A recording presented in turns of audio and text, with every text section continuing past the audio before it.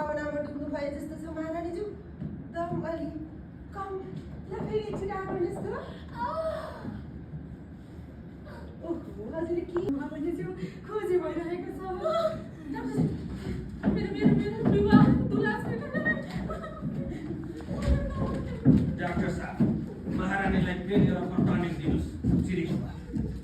वास्तवमा म चाक बनाएको मात्रै सोचिरहेको छु। राज्याभिषेक मात्रै भएपछि त महारानीज्यू महारानी सोफियाको त आँट थियो।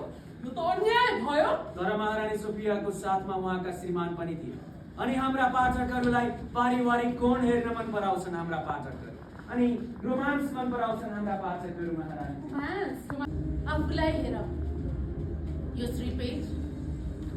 श्रीपेज केवल धातु होइन, यो हरेक मौनताको भार हो।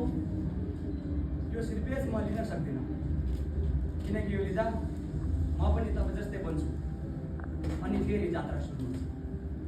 तिमी गलत छैनौ, तर यो श्रीपेज पनि गलत छैन।